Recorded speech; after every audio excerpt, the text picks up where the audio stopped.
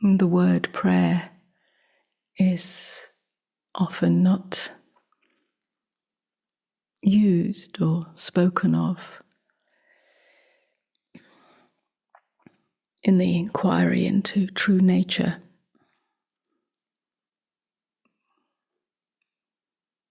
Perhaps in non-dual teachings. Because it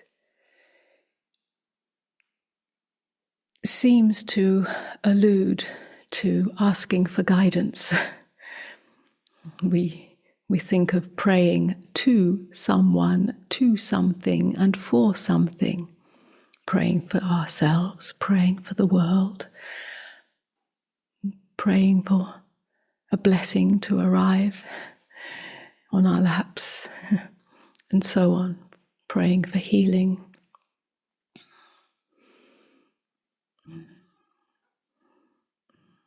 But this isn't what's being spoken of here. The true meaning of prayer, the deeper dimension of prayer,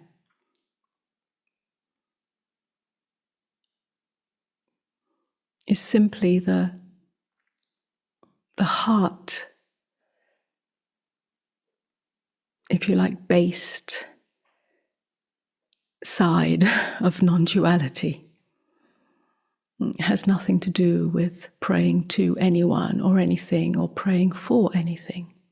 It's simply the movement of the heart when it's no longer resisting life.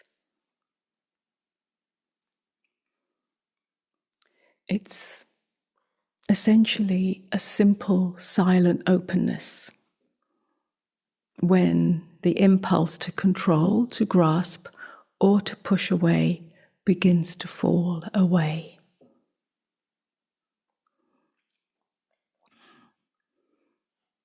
If we look closely, we'll see that life is already unfolding without our control, without our management.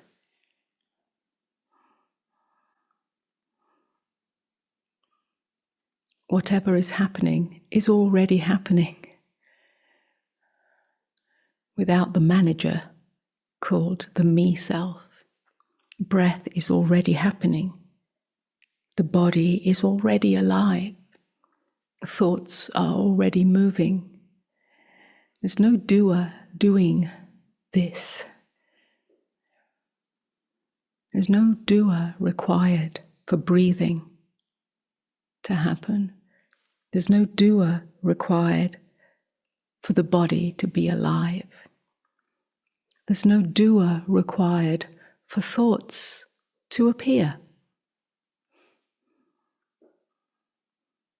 As we start to let go of the sense that we're in charge of life, something starts to relax. We don't need to hold it all together.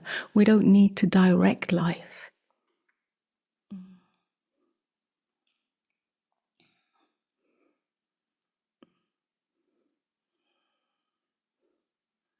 As we start to see this more and more, something begins to soften.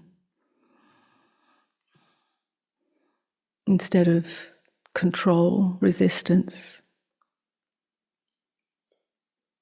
and so on, there's simply a quiet receptivity to what is here, which reveals a natural openness. And very often we think that openness is something that we do.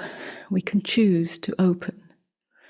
On some level, yes. On some surface level, on the periphery.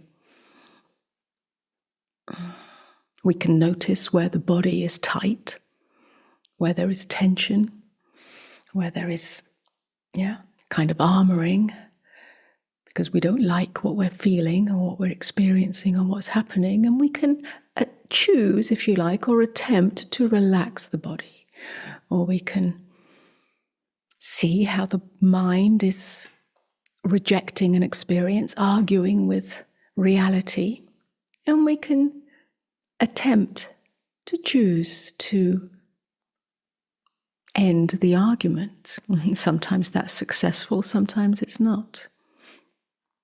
We can notice where the breath is shallow or held in, and perhaps we can learn through different techniques and so on to relax the breath, to soften the breath. So on the periphery, there can be a sort of effort or choosing to open. If we are sensitive to tightness and closure and so on. But this openness that's being pointed to, this openness that reveals itself naturally, simply when we are quietly receptive to what is not something that we can choose. It's a revelation, not a choice. It is so natural, it is always here. Simply when we end resistance, when we stop adding resistance to our experience, when we stop adding resistance to what is happening, because it's already happening. So where we're arguing with reality, it's this that allows, it's this attitude, if you like, this seeing that allows natural openness to reveal itself.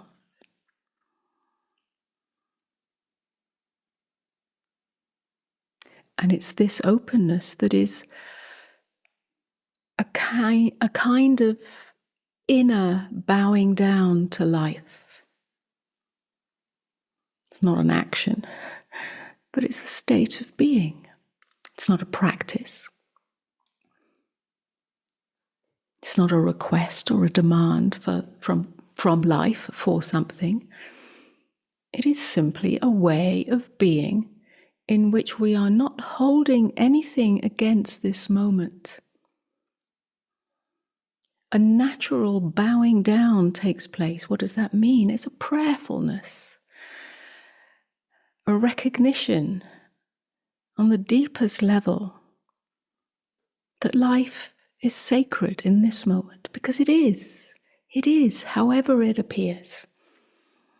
We bow down to life as it moves through us. There is great dignity in this, humility and beauty.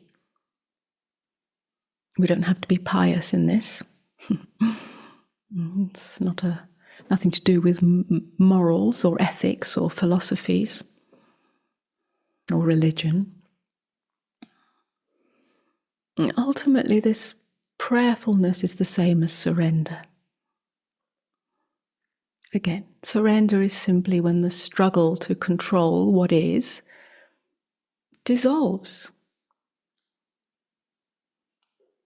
The self relaxes its attempt to manage experience.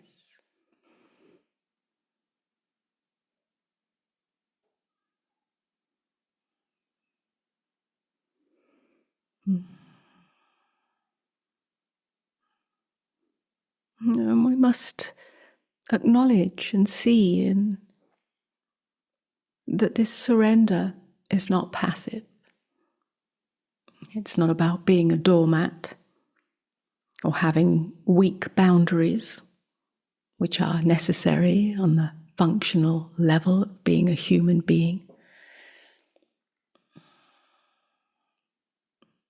It doesn't mean being disengaged from life. Life continues to move through you. Words are spoken, actions are taken, and decisions are made. And there is a right yes and a right no that reveals itself in you.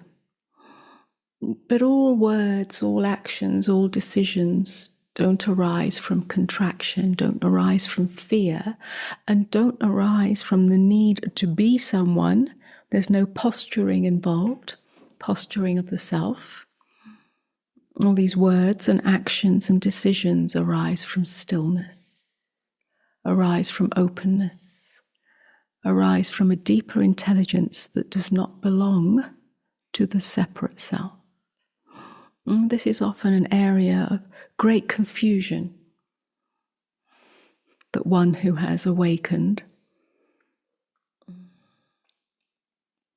one who is self-realized, one who is free, from ego identity, no longer has the impulse to take any action or speak any words or make any decisions. This is nonsense. It just comes from a different place. It doesn't come from the agenda of the self that needs to control or manage or appear as something.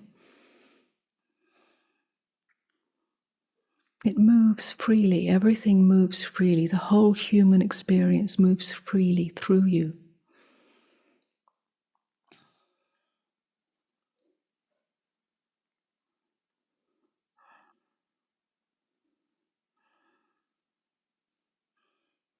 We could also call this grace. In this openness, grace begins to reveal itself. Again, grace is often something that we imagine to be somewhere down the road that happens to me when I'm good enough or worthy enough or spiritually advanced enough, or something that's bestowed upon us. But grace is not up ahead. It's not a commodity that is given unto you. It's simply the nature of this moment, when this moment is no longer resisted. Life is then experienced as a river of grace. It's got nothing to do with whether good things happen or wanted things happen, and so on. The whole of life is a movement of grace in this openness. Nothing is outside of this. Everything in the experience of life is included in this.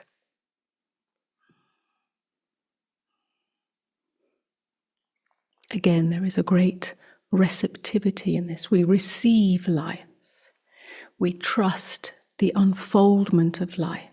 We're no longer looking for what to put our trust in. We're not trusting in outcomes that are dependent on what the me self, the separate self, wants in order to feel safe or in order to feel good enough or in order to feel blessed.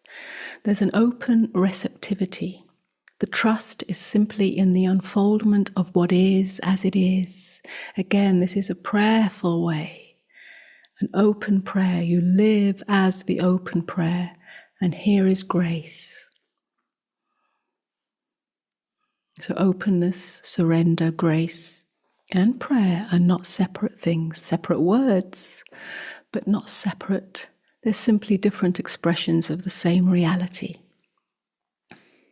We could say that openness is the absence of resistance. And we could say that surrender is the falling away of control. And we could say that grace is what is revealed as the movement of life when nothing is resisted. And we could say that prayer is the way that this is lived moment by moment as a quiet offering of oneself to life. Not only are we receiving life as it is, but we're also offering the self to life. In other words, the self agenda comes undone.